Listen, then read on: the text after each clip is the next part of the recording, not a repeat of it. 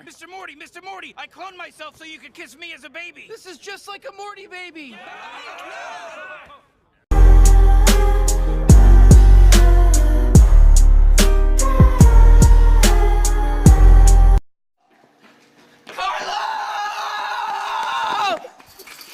Carlo! I shouldn't be looking at the camera. Oh, look who's awake. We're getting hella good footage, dude. Meeting Savan and Abed was important in my life because that was sort of the beginning of actually making stuff, like actually creating content. I met Justin in college. Me and him kind of hit it off because I was doing effects and video stuff, and there's not a lot of people in our hometown that kind of did that. When I met them, it was like a kindred spirit kind of thing. And we all just like wanted to make funny stuff. I mean, it was definitely like the first time in my life that I felt like I'd had a team of people that were on the same page as me. You know, people that got my kind of humor and I got theirs. And it was almost like a language, you know, that you spoke that no one else understood. We made a lot of commercials for a local CD shop. There are CDs, DVDs, t-shirts, even a tiger. I think you're wonderful. Replay records. Central Valley of California is not really popping. There's not too much going on there, you know, in terms of entertainment industry opportunities. You wanted to make creative stuff and get out of the town.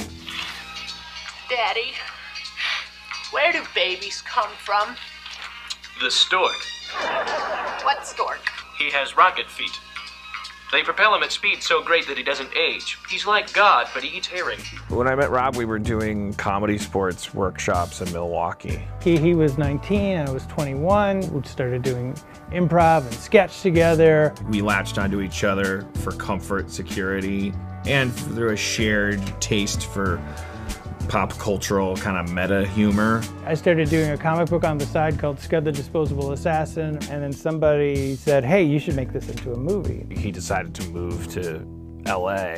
He let me come along to write for him. We wrote like a bunch of feature scripts that never went anywhere. We wrote a bunch of TV things that never went anywhere. It's easy to sign contracts and it's easy to get meetings. It's easy to be the flavor of the day. It's not so easy to actually get a career going. And so we were like saying, well, instead of waiting around to be lucky, why don't we make our own luck? And we just started shooting like these little movies and making each other laugh. We were like saying, why don't we do this monthly? Justin has convinced me and Savan to move to LA.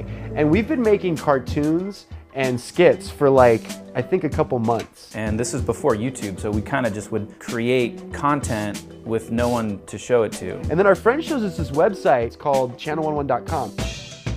Anybody in the world that's listening to us right now is allowed to submit a 5-minute first episode of any kind of television show that they want. Me and Justin and Savan were like so intrigued by it. So we just submitted something we made. I don't have your cereal. Just leave me alone, please. Where is the cereal? Is there enough for me to have a bowl of cereal? The thing we looked forward to every month was that rush and hearing the audience react to something you made. It was like a high. Justin's, first of all, came in kind of blowing everyone's mind with his sensibility, his charm, and his like proclivity for professional grade animation. Hello there, I'm Poopy Butthole Pooerson. Oh, you can call me Dirty Wet Poopy, Poopy Sloppy Pooer Hole. Justin figured out a way to make cartoons super fast, within a month, every day after work, going to Justin's apartment. Yeah, we were like this cartoon making factory. Like Justin would always submit these cartoons that the panel would love, but the audience would hate, until he did House of Cosby's. It's a house of Cosby's. I'm Dancing Cosby. I'm Curiosity Cosby, you see.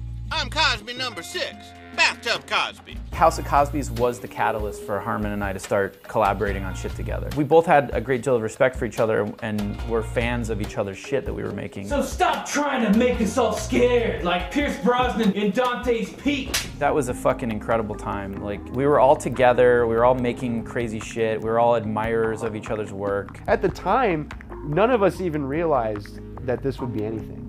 You know, we're all just a bunch of scrappy, like idiot kids making stuff that are just goofing around. The point of Channel 101 was to not be perfect, was to just get shit done, get it out. It doesn't matter, it probably won't even get voted back. The most purest version of your art comes out that way. Harmon and Schraub created this venue that helped hone in on your craft. You know, 101 is probably the best thing that Harmon and I ever did. It connected all these people who were so creative and fun. We did feel like We were underdog legends. We were nerd barbarians. We had made what we were into cool, and that was paradise.